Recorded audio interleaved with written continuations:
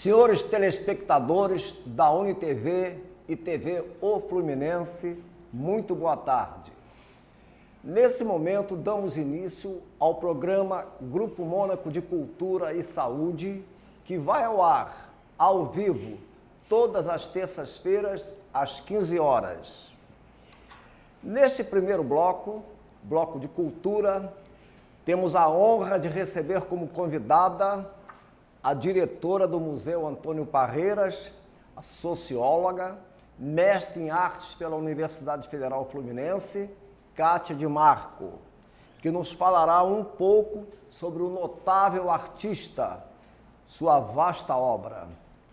Falará também sobre as obras inéditas de restauração dos seus prédios e jardins e outros assuntos, focalizando este Museu Antônio Parreiras, que é um patrimônio histórico de Niterói.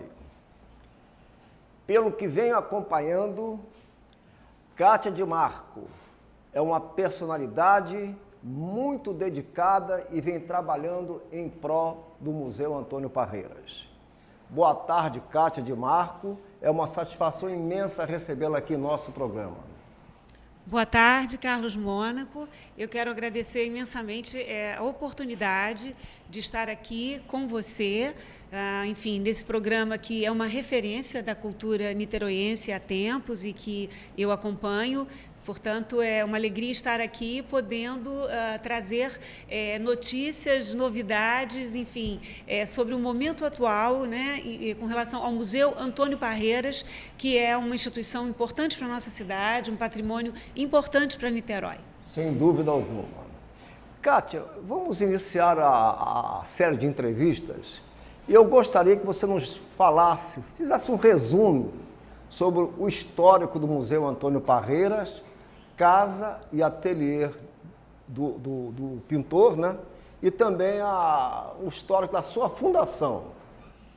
Pois bem, o prédio, né, onde o museu está, é um prédio fundado em 1895, portanto, é uma construção de 108 anos, né?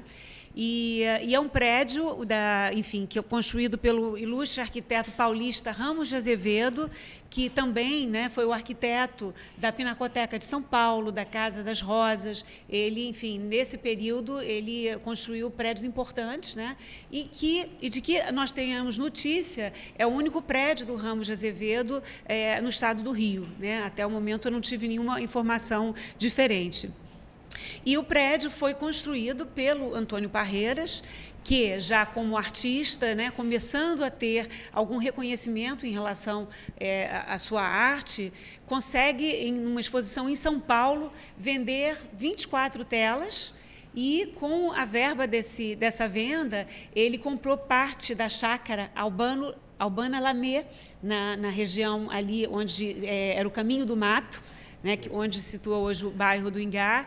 E ali, ele, com o projeto do Ramos de Azevedo, construiu a sua residência e o seu ateliê, né? Então, falar um pouco do Museu Antônio Parreiras significa falar, né, da Casa de Antônio Parreiras, do Ateliê de Antônio Parreiras e do Museu Antônio Parreiras, que já esse ano completa, né, quer dizer, 7 décadas. 7 décadas de museu, que foi fundado em 1942, né, pelo interventor do Estado, Hernani Amaral Peixoto, e que justamente compra o espólio da família, né, das obras de Antônio Parreiras, dele como artista e também dele como colecionador. Perfeito. E funda esse importante museu para a cidade de Niterói. Perfeito. E eu também gostaria que você nos falasse um pouco sobre as suas coleções, as suas atividades e a sua grande importância para a cidade. Que você nos falasse algo em torno desse tema. Bom, eu assumi a direção do museu a convite da secretária de Cultura, Adriana Hatz, com muita honra e também com o desafio de dinamizar um museu que tem, né, um patrimônio fundamental para os acervos do Estado e que, de uma certa maneira, vinha sendo pouco visualizado, né, acessado em termos da população local e das redondezas. Então, nosso desafio é justamente comunicar o importante acervo que o museu tem, né, para a cidade, para o Estado, para o Brasil e, por que não dizer, também para as redes internacionais, né? Então, assim, o museu tem, além da coleção de Antônio Parreiras, com obras, né, desde de 1883, até o seu falecimento em 1937, né, quer dizer, conjuntos pictóricos, paisagísticos, né? Tem também obras, que relatam fatos históricos, importantes momentos solenes da história do Brasil. Muitas pessoas não sabem, mas Antônio Parreiras foi o pintor brasileiro que mais retratou momentos da história brasileira e, inclusive, é muito comum ver suas obras, né, em livros de histórias didáticos para as crianças do Brasil todo, né? E também ele era um pintor de figuras, né, com destaque para os nus femininos. Então, nós temos assim um panorama muito rico, geral, da obra de Antônio Parreiras no museu. Agora, muita gente pensa que o museu, né, tem mais, por ser um museu casa, abriga mais as obras só de Antônio Parreiras, né? E, na verdade, o museu possui coleções muito importantes e significativas de arte brasileira. O museu, ele também, em 1950, o Estado teve a aquisição da coleção Alberto Lamego, que era um jornalista e um diplomata brasileiro, que morou pela Europa, em alguns países, por muito tempo, e trouxe, né, importantes pinturas da escola flamenca, holandesa, italiana e francesa. É uma coleção muito pouco conhecida e muito pouco estudada, que nós queremos também dinamizar a pesquisa e o interesse de novos alunos e pesquisadores e historiadores da arte para entendermos e pesquisarmos melhor essa coleção. E tem uma riqueza, né, da coleção de arte brasileira, né, final do século XIX e início do século XX, porque Parreiras também colecionava arte. As pessoas também não têm muito esse conhecimento. Não só ele trocava suas obras com obras de outros amigos artistas, né, como ele, nas suas viagens, por onde ele passou longos períodos na Europa, se aprimorando, estudando, ele também trazia, né, trocando pelas suas obras de importantes artistas europeus, franceses, portugueses. Então, o museu tem um acervo muito importante, né, e que, na atual gestão, nós queremos não só documentar, mas também comunicar, dar maior visibilidade para esse acervo, esse patrimônio. Realmente, Antônio Parreiras foi um pintor niteroense, nascido aqui em Niterói, né? Ali próximo a São Domingos, no bairro de São Domingos, e que marcou muito. Era realmente um grande colecionador, e não há dúvida nenhuma que ele deixou um valiosíssimo acervo, né, de pinturas e também, me parece, de outros artistas, incluindo pintores franceses e italianos dos séculos 17 e 18. Né? Aqui está uma das últimas fotos de Antônio Parreiras, né? Nesse trabalho publicado pelo museu, Quadros Históricos de Antônio Parreiras. Então está aqui um dos últimos retratos, né, do notável pintor. Ainda falando um pouquinho só sobre ele, sobre a importância do nome dele para a historiografia da arte brasileira, Parreiras, né, ele viveu justamente esse período de transição entre a monarquia e a república. E ele, como bem o chamou Ferreira Goulart, num texto recente, num livro de coletânea de vários artistas brasileiros que ele publicou, como o sensível rebelde da virada do século, né? E justamente traz essa vertente de personalidade dele, porque ele, na verdade, ele não foi um artista totalmente arraigado nos preceitos da então Academia Imperial de Belas Artes, no sentido de ser um artista acadêmico que seguia as metodologias rigorosas e tradicionais dessa importante escola fundada por Dom Pedro II, né? Ele, enfim, ele logo pelas curtas estadas que teve, né, tanto inicialmente na Escola Imperial de Belas Artes, como depois na Escola Nacional de Belas Artes, depois da República, ele percebe que ele necessita de uma liberdade expressiva, né? E aí, justamente, com o Georg Grimm, que foi seu professor e também um grande paisagista alemão, eles optam pela pintura ao ar livre. Então, eles largam a Academia Imperial de Belas Artes e vão pintar, né, na natureza da Baía de Guanabara, na Boa Viagem, nas praias, né, de Niterói, depois nas praias do Estado, nas florestas do Estado e depois por diversos campos e florestas no Brasil, se tornando, de fato, um paisagista, né, levando a cabo essa vertente da pintura ao ar livre, que, ao mesmo tempo, né, em sincronia na Europa, os impressionistas também saíram dos ateliês para buscar a luz natural, a beleza natural, o contato direto com a natureza. Então, Parreiras, ele nem se coloca como um acadêmico, de fato, né, por toda uma liberdade que ele teve de expressar a sua arte, mas, no entanto, também, né, por volta da década de 20, entre a década do ano 10 e o ano 20, ele também não se engaja no movimento modernista, né? Ele um pouco reticente, ele com uma obra muito singularizada e uma visão de mundo muito própria e particular, ele acaba ficando num limbo, né, entre movimentos e correntes da história da arte. E isso o deixou um pouco adormecido, né, em termos de pesquisa e de resenhas críticas atualizadas sobre a obra dele, né? Então, Parreiras fez muito sucesso, né? De fato, ocupou muito espaço nos jornais da época e pela liberdade, pelo temperamento intempestivo, né? Você vai ler críticas favoráveis à obra dele, críticas mais contundentes, né? Porque ele tinha essa personalidade polêmica. Mas depois que ele morre, né, todo esse burburinho em torno dele, da obra dele, pelo sucesso que ele alcançou, vai se adormecendo e a poeira do tempo meio que fazendo esquecer um pouco tanto a importância da obra dele, quanto o posicionamento dele na historiografia da arte brasileira. Então, nesse programa de requalificação, nós justamente queremos, através da pesquisa, né, nos unindo com professores, especialistas, intelectuais e com o próprio público, né, quando a gente estiver podendo receber de volta o público no museu, a gente pensar em reposicioná-la no seu devido valor, né, na sua potência e grandiosidade da sua obra, principalmente no que diz respeito à obra de paisagem, na história da arte brasileira. Perfeito. Ele também deixou uma grande obra literária, a história de um pintor, contada por ele mesmo, uma obra que marcou, teve uma repercussão enorme aqui no nosso município de Niterói, né? Reeditado, também foi biografado por vários autores, como o Jefferson Ávila Júnior, que dirigiu o Museu Antônio Parreiras por algum tempo, né? Exatamente. Deixou, inclusive, obras preciosas, como os quadros históricos de Antônio Parreiras e Memória Histórica do Museu Antônio Parreiras. Também, Antônio Parreiras é patrono da Academia Niteroense de Letras. Ele é patrono da cadeira número 12 da Academia Niteroense de Letras e também nome de rua aqui em Niterói, né? Antônio Parreiras. Exatamente.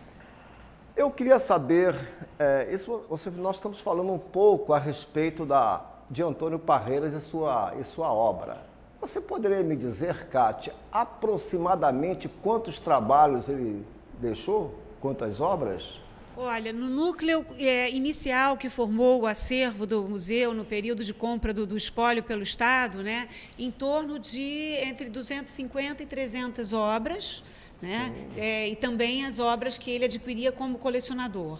Depois a coleção foi sendo, adicionada com as obras, o acervo do setor de difusão e de propaganda, né, do Departamento de Difusão e Propaganda Cultural do Estado, né? E depois também os prêmios dos Salões Fluminenses de Belas Artes. Ele foi bastante premiado. Foi bastante premiado nos salões franceses, ganhou muitas medalhas. Né? Ele foi assim, o primeiro pintor brasileiro, né, que viveu da sua arte e unicamente, exclusivamente para a sua arte, e que obteve, né, um sucesso nacional e internacional com a sua obra. Ele foi reconhecido em vários países da Europa. Exatamente.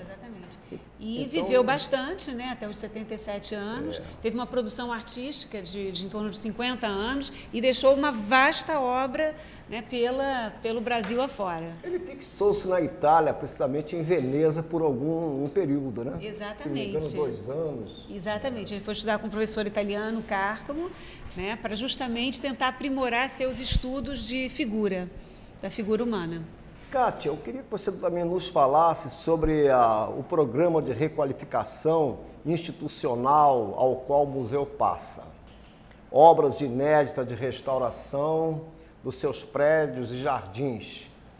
Também a elaboração de um plano museológico, né? A atualização do museu diante da nova dimensão que os museus alcançaram na contemporaneidade. Então, eu assumi, né, justamente a convite da secretária, como eu falei, e também vinculada à Superintendência de Museus da Secretaria de Cultura do Estado, né, atualmente, enfim, capitaneada pela professora Mariana Várzea, e que justamente a Secretaria agora vive um desafio muito grande de reposicionar, requalificar, ressignificar os museus do Estado, né? E no caso do Museu Antônio Parreiras, esse trabalho é um trabalho que vem crescendo, né, no cumprimento desse programa, né? O que seria, então, esse programa de requalificação institucional? É justamente elaborar um plano museológico, que é como se fosse um plano diretor, né, para se pensar esse museu, né, estudando o seu passado, conhecendo a sua inserção na cidade, na sua comunidade, fazendo um diagnóstico do seu potencial, né, dos problemas e dificuldades que ele encontrou nas gestões anteriores, né? É meio que uma parada estratégica para a gente pensar, estudar, recuperar a história desse museu, né, e modernizá-lo diante, como você bem falou, dessa nova dimensão que os museus vêm ocupando na contemporaneidade, né? Museu não é mais um lugar de guardar memórias, não é um lugar onde só estudiosos ou pessoas muito vinculadas às artes frequentam, né? O museu hoje é um espaço de cultura, entretenimento, saber, né? É um espaço do encontro nesse mundo virtual, onde todo mundo se conecta nas redes, né? E meio que se encontra digitalmente. O museu puxa e traz para a presença física, onde você aprende se divertindo, né? Onde você tanto pode ir, no caso do Museu Parreiras, para, né, quando ele voltar a estar aberto ao público no final de 14, que no momento ele está fechado para obras, né, de restauros e de modernização, você poder ir ao museu para curtir os jardins, porque o Museu Parreiras é um museu-parque, tem um jardim elaborado pelo próprio Antônio Parreiras, lindíssimo, e que também é tomado pelo patrimônio histórico, tombado pelo patrimônio histórico, assim como seus prédios. E então você pode ir para tomar um café, para assistir um concerto, né? Quer dizer, o museu é um espaço de pertencimento da cidade, dos arredores. Então a gente quer que o museu conquiste essa dimensão ampliada. Você falou ainda há pouco sobre 7 décadas. Haverá algumas comemorações, alguma coisa assim vista para essas 7 décadas? Não? Olha, sim, nós estamos organizando, né, uma exposição importante, uma exposição que vai fazer um apanhado das 7 décadas do Museu Antônio Parreiras, que vai acontecer, inaugurar dia 17 de outubro no Museu do Ingá. Vocês todos já estão convidados para, enfim, conhecerem um pouco uma síntese do que é esse museu e já para poder pensar e onde nós vamos apresentar o projeto de restauração e modernização do novo museu, de como a gente está pensando esse novo museu. Inclusive, a exposição vai ser um espaço também de interação com o público, para a gente poder perceber o que o público quer desse novo museu, justamente nesse período em que nós estamos desenhando esse plano museológico, que, trocando miúdos, é como se fosse, né, transpondo para o mundo corporativo das empresas, um plano de ação estratégica, né, que tem metas a serem cumpridas em prazos pré-fixados, né? No caso do museu, a gente não vai chamar de plano estratégico, porque o museu é um espaço de arte imaterial e a gente não, de maneira alguma, pode comparar a uma empresa, né, mera e simplesmente. Mas onde nós temos que pensar esse museu de amanhã e tudo que queremos realizar em termos de comunicação e de ser esse espaço restaurado de encontro das pessoas. Então será no dia 17 de outubro no Museu do Ingá. Exatamente. E é aberto ao público. Aberto ao público. Nós vamos lançar um catálogo dessa exposição, também comemorativo às 7 décadas do museu.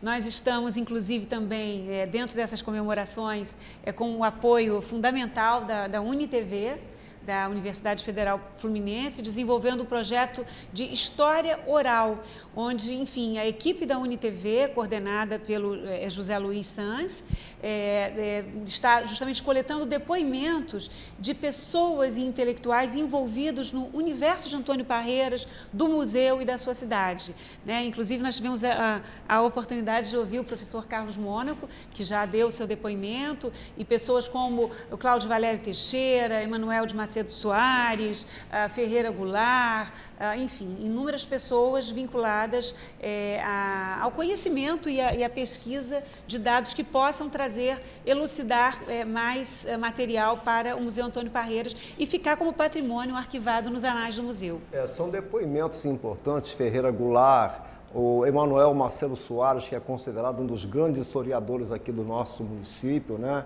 Também o Cláudio Valério Teixeira, Luiz Antônio Pimentel, que também lá esteve, nos prestigiou, que deu um depoimento muito emocionante, porque ele conviveu com Antônio Parreiras, né? Então, ele contou passagens dele na casa, enfim, é um material muito rico que nós estamos coletando, e nós estamos também, Carlos, fundando a Associação de Amigos do Museu Antônio Parreiras. Isso é importante. Né? Para justamente dar todo o suporte nessa nova gestão, na captação de recursos, na formação desse conselho de sócios fundadores, para pensarmos coletivamente, colaborativamente esse novo museu, né, com olhares múltiplos de pessoas, enfim, de diversas áreas. Então, nós estamos criando uma base para que o museu possa se requalificar nessa nova dimensão. Realmente o Antônio Parreiras é merecedor de todo o nosso respeito, porque eu soube que em 1925, né, o seu prestígio e popularidade atingiu o máximo quando ele foi eleito com 20 mil dos eleitores da revista Fonfon, uma revista antiga, né? Como o mais célebre pintor brasileiro vivo naquela ocasião, 1925. Exatamente. Na exposição, só te interrompendo um pouquinho, mas aproveitando o gancho, nós estamos desenvolvendo uma linha do tempo, uma cronologia dos 108 anos daquela casa. Então, ilustrada. Então, vai estar muito interessante, porque a gente está ilustrando com os documentos, inclusive com a revista Fonfon, mostrando, né, justamente esse prêmio importante que ele ganhou, e com todos os fatos, e sendo uma maneira de nós mostrarmos os documentos do arquivo histórico do museu. Podemos dizer também que lá no jardim, né, foi construído um ateliê e mais duas casas, né? Se não me engano, para os filhos, né? Ele construiu para os filhos. Para o filho daqui e para a filha Olga. Isso, exatamente. Exatamente, morava toda a família ali. Né? É um espaço com muitas histórias. Tem muita história. Muitas histórias, muito documentado em termos de fotografia, ele gostava muito de fotografar. Então, o nosso acervo histórico, fotográfico, é também muito importante. Ou seja, o museu tem várias viagens a se percorrer. Agora, foi transformado pelo governador Amaral Peixoto a casa de Antônio Parreiras em museu após a morte do artista e por sugestão da viúva. Exatamente. A senhora Laurence Palmier. Palmier, né? Conhecida como Parreiras a chamava de Luciene, né? Que na verdade foi incentivadora, né, da fundação do museu e guardiã da sua obra, e lá ficou no museu como conservadora, né, até a sua morte em 1970. E o decreto-lei foi do número 219, em 24 de janeiro de 1941. Governador Amaral Peixoto, decreto-lei. E foi criado o museu com a finalidade expressa para o culto e a veneração dos brasileiros ao patrimônio artístico deixado por esse notável pintor. Uma coisa interessante também em falar é que foi o primeiro museu de arte do estado do Rio e o primeiro museu brasileiro dedicado a um só artista. Né? Então, assim, é um museu de muitas histórias a serem descobertas, a serem relembradas pela nova geração que vem por aí. Então, eu sou muito felizarda de poder estar, enfim, à frente dessa missão, de poder, né, com um alinhamento e com todo o vigor, né, da secretária Adriana Hatz, da Mariana Vaz, a superintendência e da equipe que trabalha comigo no museu, de ser essa instituição que o niteroiense vai se orgulhar e vai frequentar, porque o museu é um espaço do encontro. E está previsto para fins de 2014 a reabertura, porque o museu, no momento, encontra-se em obras, não é isto? O museu está justamente numa fase de licitação para início das obras de restauração. Já houve uma obra de reparos na reserva técnica e, enquanto o museu se prepara para entrar em plenas obras, nós temos um plano de comunicação externo ao museu, com a exposição no Museu do Ingá, uma exposição que nós estamos, enfim, em vias de desenvolvimento com o Museu Histórico de Campos, né, para onde levaríamos a coleção Alberto Lamego, que, enfim, ele nasceu em Itaboraí, mas ele era um campista de coração, e aí poder mostrar aos campistas essa importante coleção, né, desse conterrâneo. Então, nós temos diversas atividades paralelas ao período de obra para que o museu já possa se preparar, né, em termos de crescimento e de comunicação com a comunidade de Niterói, para quando reinaugurar, né, a sua reabertura, a gente poder já ter um museu revitalizado. E é bom lembrar que o Alberto Lamego, que era de Itaboraí, como você falou, deixou uma belíssima obra chamada A Terra Goitacá, um trabalho em 8 volumes, sendo que os 2 últimos volumes efemérides. O filho, Alberto Ribeiro Lamego, que era campista, nos deixou O Homem e o Brejo, O Homem a Restinga, O Homem a Serra e O Homem a Guanabara. Eu quero também parabenizá-la por essa dedicação, esse trabalho que você vem realizando no Museu Antônio Parreiras. E suas considerações finais. Bom, o que eu quero dizer é que as pessoas percebam, né? Primeiro que o museu, eu acho muito interessante o bairro do Ingá, né? O museu está localizado meio que pegando uma carona no caminho Niemeyer, né? Ao lado de instituições como o Museu do Ingá, o Solar do Jambeiro, o novo Museu Janete Costa, o MAC, a Universidade Federal Fluminense, né? Então, assim, existe toda uma vizinhança num bairro cultural, onde, e um bairro também boêmio, com bares, ali a Cantareira, que é um espaço para o jovem. Então, eu tenho muita expectativa que o museu vai ser um museu que vai ter uma grande visitação e vai ser um ponto de encontro e de aprendizado para a nova geração que vem por aí. Nós torcemos por isso e também que pelo seu excelente trabalho, que você continue sempre assim, Kátia. Obrigada a todos. Bom, como notícias, nós temos que falar que a Bienal do Livro estive lá no domingo, autografei o trabalho sobre um pouco da minha história. Esteve lá também Luiz Antônio Pimentel, autografando os seus 5 livros indicados para a imprensa oficial, Fagundes Varela, Gonçalves Dias, João do Rio. Foi notável a repercussão. Tivemos a homenagem ao Edmond Rodrigues Lutherbach. Teremos posse na quinta-feira no Instituto Histórico e Geográfico de Niterói.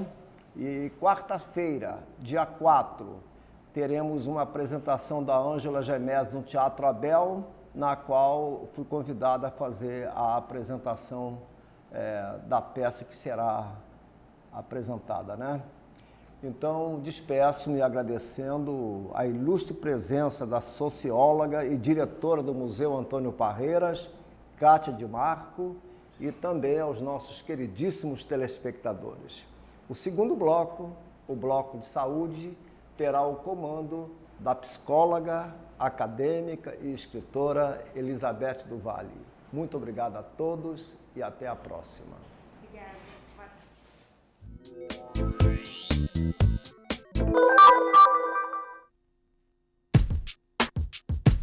Os acidentes com serpentes representam no Brasil e no mundo um grande problema de saúde pública. Pensando nisso, o Lavenotox, Laboratório de Venenos e Toxinas de Animais e Avaliação de Inibidores, ligado ao Instituto de Biologia da UF, desenvolve uma pesquisa que estuda o potencial antiofídico de produtos naturais. O nosso principal objetivo é investigar a propriedade de moléculas obtidas de produtos naturais, como plantas, algas e esponjas marinhas, a capacidade dessas moléculas em neutralizar algumas atividades biológicas de algumas serpentes brasileiras. A pesquisa trata especificamente de acidentes com 3 serpentes: a surucucu, a jararaca e a jararacuçu. Tradicionalmente, a soroterapia funciona como tratamento em caso de ataques. No entanto, ela apresenta deficiências na prevenção de sequelas. Isso motivou o grupo do Lavenotox a buscar alternativas de tratamento. O meu projeto de pesquisa está relacionado com a ação neutralizante de extratos vegetais, então trabalho com plantas, neutralizando a ação dos venenos de serpente, a surucucu, a jararaca e jararacuçu. Os meus extratos são fornecidos pela professora Selma Paiva, daqui da Botânica, aqui da UF, e também pelo professor Leandro Rocha, da Faculdade de Farmácia. E, além disso, a gente também está trabalhando com barbate-mão e chapéu de couro, que são extratos comprados em farmácias de produtos naturais. No nosso trabalho, nós avaliamos a capacidade de diferentes espécies de esponjas marinhas em neutralizar determinadas atividades causadas pelos venenos de jararaca, jararacuçu e surucucu. Esse trabalho é em colaboração com a doutora Suzy Ribeiro e o doutor Guilherme Muricy, do Museu Nacional, e que fornecem os extratos brutos das esponjas, e nós obtivemos resultados bastante satisfatórios. Além do trabalho desenvolvido com plantas e esponjas marinhas, o Lavenotox também estuda o potencial antiofídico de algas marinhas. Meu projeto de pesquisa aqui no laboratório é com algas marinhas, macroalgas marinhas. E eu trabalho com produtos isolados dessas algas marinhas. Eu defendi doutorado agora em fevereiro e nessa tese eu trabalhei com diterpenos isolados de 2 macroalgas marinhas. Eu fui orientada tanto pelo professor André Fuli, como também pela professora Valéria Laneville, lá da Biologia Marinha. O trabalho foi desenvolvido lá no laboratório de algas marinhas e aqui também no Lavenotox. E durante a tese nós percebemos que tem diterpenos dessas macroalgas com atividades antiofídicas, que inibiram algumas atividades biológicas do veneno de jararaca e de surucucu. Agora nós estamos trabalhando com moléculas isoladas de macroalgas vermelhas, Plocamium brasiliensis, e quem está desenvolvendo esse trabalho junto comigo é uma aluna de iniciação, que é a Geisiane Alves, e estamos também tendo resultados bem satisfatórios. Eu trabalho com polissacarídeos e derivados de algas marinhas, gentilmente cedidos pelo professor e professora Maria Eugênia e o professor Miguel, lá da Universidade Federal do Paraná. O grande foco do meu trabalho, o diferencial, é inibir os efeitos locais do veneno de serpente jararaca, jararacuçu e surucucu, onde nós já conseguimos simular um possível tratamento e uma possível prevenção local. Os resultados obtidos pelo estudo têm confirmado as expectativas dos pesquisadores do Lavenotox. Os resultados apontam que, seja a planta ou seja esses organismos marinhos, são capazes de neutralizar as principais atividades do veneno que são responsáveis por essas morbidades, essas sequelas, amputações e etc.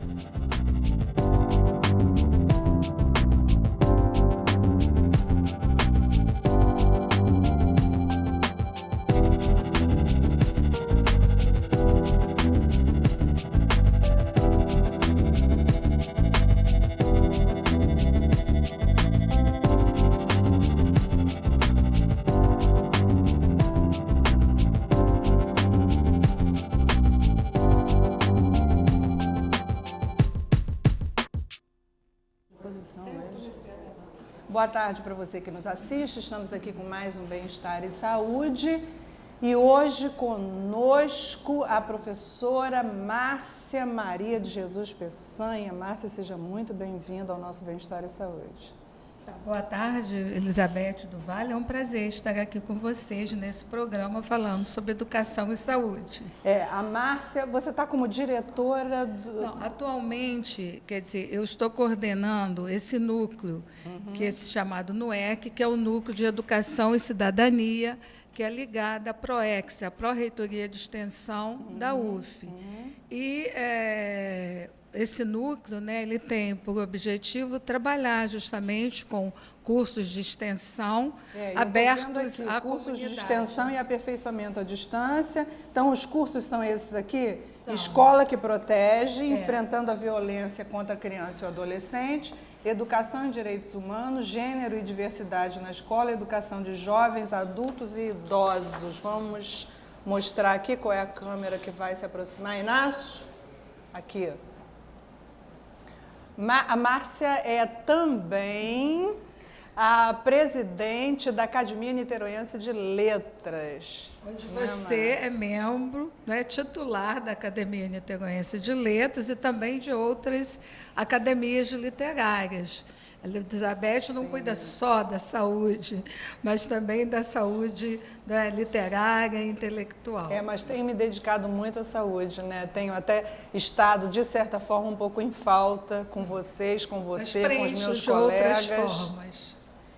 Então, vamos falar sobre esses cursos de extensão, Márcia? Eu posso até explicar por que nós escolhemos esse desenho assim das mãos, porque nós queremos justamente mostrar a importância das mãos entrelaçadas, das mãos entrelaçadas, da integração, e porque não tem um colorido muito especial, mas aqui as mãos mostram a diversidade também étnica, não é? Que aí tem mãos brancas, mãos negras, mãos assim indígenas, porque a gente trabalha com essa integração. E, acima de tudo, a importância de colocar as mãos na massa. As mãos na massa também. Não é? Por isso esse desenho assim, em círculo e esse entrelace, porque eu acho que justamente quando tratamos de educação e cidadania, nós temos que inserir o cidadão nas suas mais diversas atividades. Mais diversos aspectos, diversos aspectos. Márcia, então vamos falar aqui separadamente um pouquinho sobre cada um? Aqui na Escola que Protege, o enfrentamento à violência contra a criança e o adolescente. Porque vocês sabem que o mundo atual está muito violento. E essa violência, ela é basicamente assim, voltada para a criança e o adolescente, que são assim, os menos protegidos nesse sentido maior. E a escola tem que trabalhar nesse sentido, não ser uma escola simplesmente protecionista, mas uma escola que possa oferecer condições para esse enfrentamento. Então, que prepare esses adolescentes e jovens para esse enfrentamento. E aí esse curso, como vem do MEC, da Universidade Aberta do Brasil, da SECADI, que é a Secretaria da Diversidade também Cultural, o que acontece? Essa programação, ela já vem pré-preparada? Como é que ela vem como uma demanda, e sugerindo alguns temas, como, por exemplo, esse A Escola que Protege, ele é um desdobramento de um outro curso que nós tivemos, que foi o ECA, o Estatuto da Criança e do Adolescente. Aí, nesse daí, ele é aberto, ele é à distância, então as pessoas podem se inscrever, e nós tivemos uma preocupação em não trabalhar só com os professores, porque a escola envolve a merendeira, o vigilante. Então, a Escola que Protege tem que dar condições a todas essas pessoas para que elas saibam... Tem que fazer essa inclusão. Essa inclusão, porque senão, assim, a escola tem um programa, tem um projeto, mas só os professores participam. Agora, se você consegue integrar a merendeira, o vigilante, o porteiro, o faxineiro, todos os que trabalham na escola, eles vão se sentir solidários e partícipes desse projeto. Então, uma outra coisa, eles podem se inscrever nesse projeto. Nós colocamos assim, um mínimo, não é? O ensino fundamental, porque também para lidar com todo esse material tem que ter um mínimo de compreensão, porque senão nós só fazemos também curso para quem já é preparado, não é? É lógico. Aí, quer dizer, a merendeira ela tem que saber como lidar com a criança para não ser violenta, para não discriminar, o vigilante, o porteiro, o faxineiro. Então, uma educação completa que a gente pretende. Não sabemos se vamos conseguir tudo, mas se você semeia e consegue 50%, eu acho que já é uma bastante, vitória. Com certeza. Não é? Você que trabalha com psicologia sabe disso. Não, eu acho que essa coisa do cada um fazer a sua parte é muito importante, né, Márcia? Não importa se A, B, C, D vai aderir ou não vai aderir. O importante é a gente saber que a nossa parte está sendo feita. Né? E aí também até os pais podem se inscrever nesse curso, porque a gente traz também a família para ter uma participação. Sim, porque a comunicabilidade da família com o lugar de ensino, quer dizer, com a escola de uma maneira geral, com a universidade, enfim, né? Com quem está fazendo a proposta de ministrar algum tipo de passar algum tipo de aprendizado, é muito importante, né? Essa interação, quer dizer, na realidade é como você está falando mesmo, né? É importantíssimo que a gente possa, quer dizer, essa simbologia aqui das mãos entrelaçadas é maravilhosa, né? Não é, quer dizer, a escola toda, não é só um segmento da escola. Não é muito importante que a gente, nesse momento, principalmente que o nosso país atravessa, né? Que é um momento de grandes confrontos, de grandes cisões, né? A educação está um caos, a saúde está um caos, segurança pública, transporte público, urbanização, enfim, né? Nós atravessamos uma grande crise e as crises, elas são, por um lado, vistas com esse olhar pessimista, com esse olhar derrotista, mas, por um outro lado, é a partir das crises que as coisas se modificam. Não é? É a partir das crises que vem a proposta do crescimento, principalmente para o ser humano, que é um ser pensante. Principalmente pela educação, daí a nossa preocupação, não é? Em trabalhar com cursos que têm essas temáticas, porque eu acho que pela educação você consegue transformar. Com toda certeza. Consegue desde que haja boa vontade, interesse, né? Amor pelo ofício, que eu acho que o professor tem, né? Que pelo menos até agora a gente tem visto isso, né? Que o professor está aí lutando para conseguir, né, condições melhores de trabalho. E também eu acho que eles precisam, na medida do possível, serem também reconhecidos pela comunidade, pela cidade, porque senão fica algo muito isolado também. Os professores precisam, acima de tudo, também, quer dizer, a população, na realidade, talvez não tenha essa grande visão, essa grande dimensão, mas os professores também precisam se sentir inclusos nesse processo, porque, de certa forma, a gente percebe que a política do nosso país, de uma maneira geral, ela não faz esse reconhecimento ao professor. Eles ficam meio a gente tem uma política que não reconhece o trabalho do professor, infelizmente. Então, é necessário que se busque esse reconhecimento né? Nos segmentos sociais, de uma maneira geral, para que o professor também não se sinta à margem, que afetivamente ele se sente minimizado, isolado. Né? E também esses conhecimentos que são mais abrangentes, porque o Estatuto da Criança e do Adolescente, não sendo do conhecimento da maioria da sociedade, então muitos cometem deslizes por desconhecimento. Então, é necessário conhecer.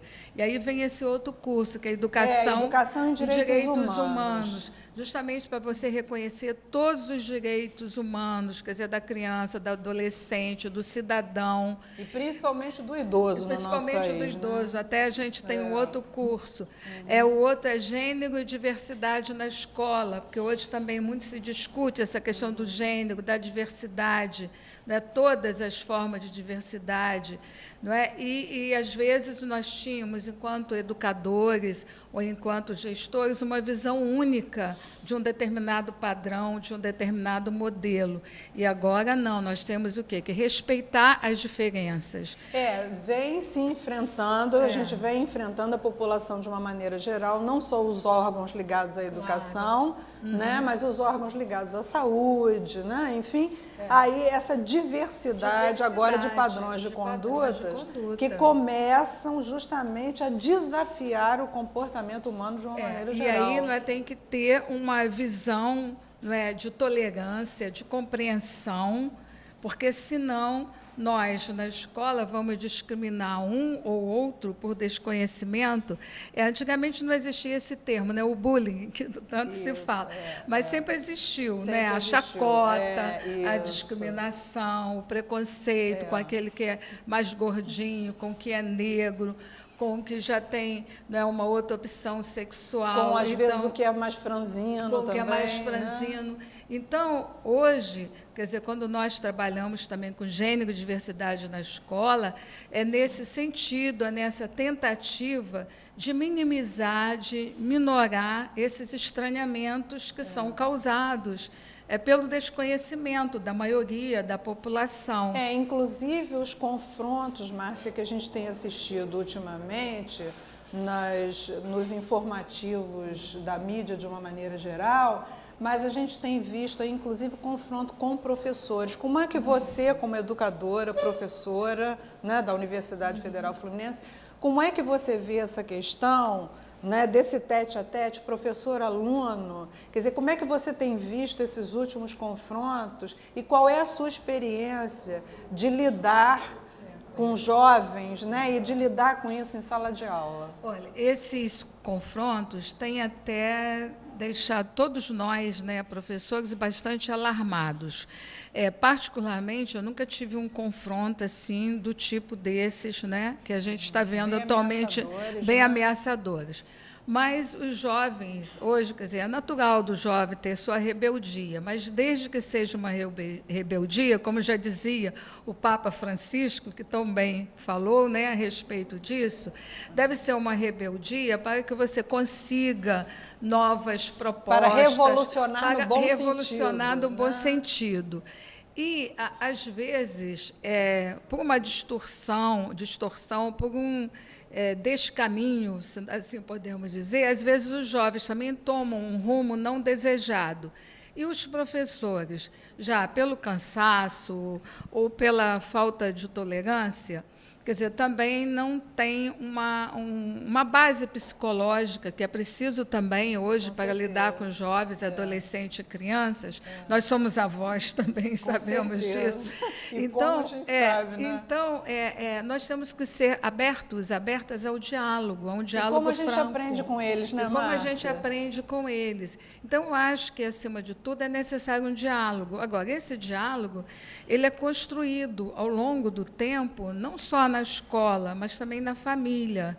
E, às vezes, muitos professores se sentem desestimulados ou desencorajados, porque se esses jovens chegam com um grande grau de violência trazido de fora da rua, ele, professor, também tem que ter um preparo psicológico, que nós falávamos anteriormente, para que ele também seja capaz de saber reverter esse quadro. Acima de tudo, eu fico pensando aqui, acima de tudo, eu fico pensando aqui até que ponto o professor tem que ser um pouco psicólogo, sim, no sentido dele poder decodificar o que ele está ouvindo, o que o aluno está passando para ele. Porque, às vezes, numa mensagem que, a priori, né, num primeiro momento, ela é agressiva, ou ela tem esse tom mais forte do confronto, atenção, isso é um SOS.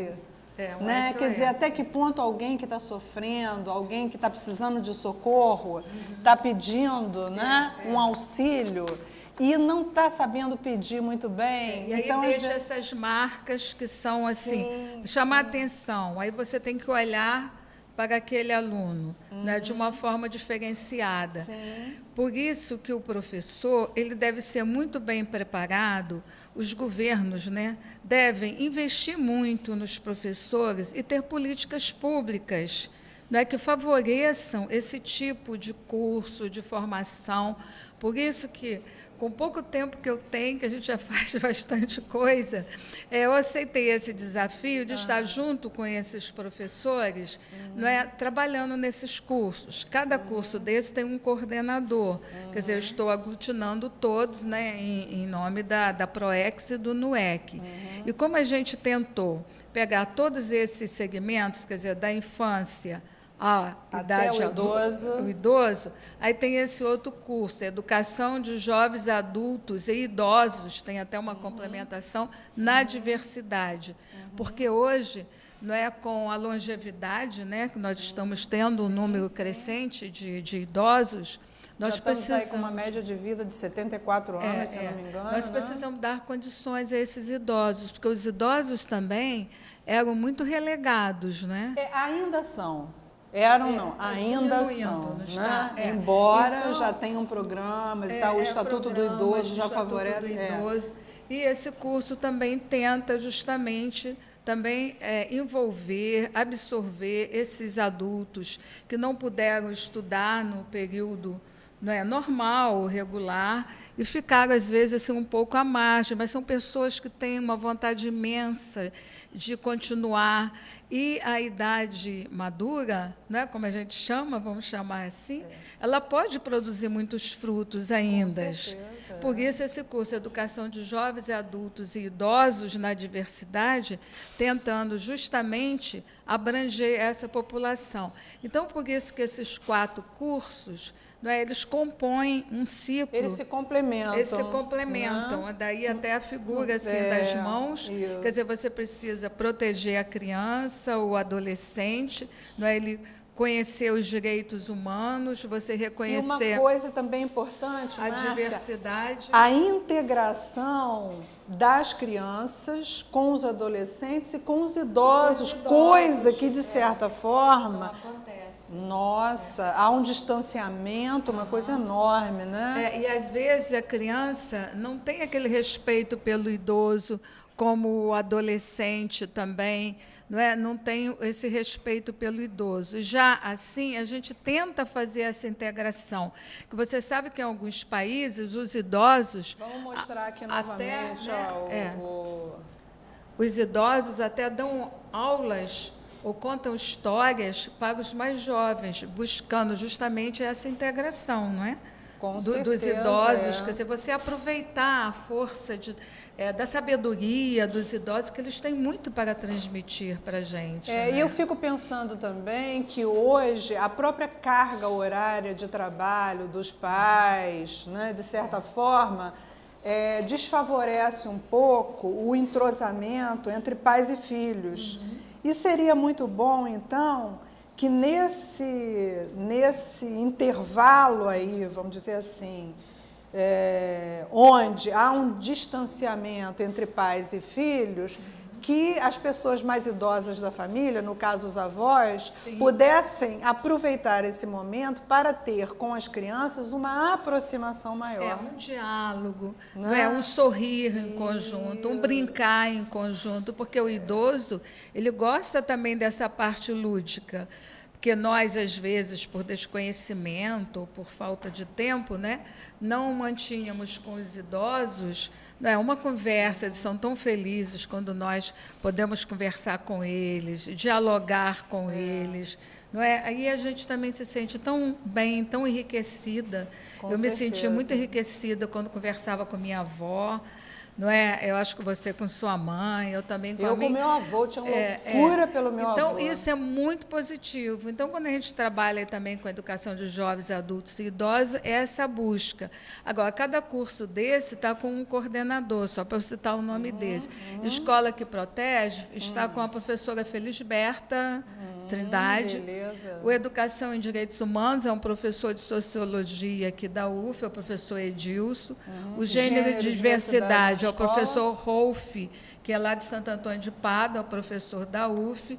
E Educação de Jovens, Adultos e Idosos é a professora Cecília Medeiros. E Márcia, quando é que começam os cursos? As inscrições estão abertas aí nesse site. o curso Educação de Gênero e Diversidade na Escola. Vai começar no dia 21 de setembro. O site está aqui. Vamos dar o site, porque aí as pessoas pelo site conseguem fazer isso. www.nuec, com C, esse aqui, né? .uf.br. Vou mostrar aqui para vocês novamente. Dá Isso. Uma coisa aqui, o papel está meio torto. Isso, ali é o telefone, ó.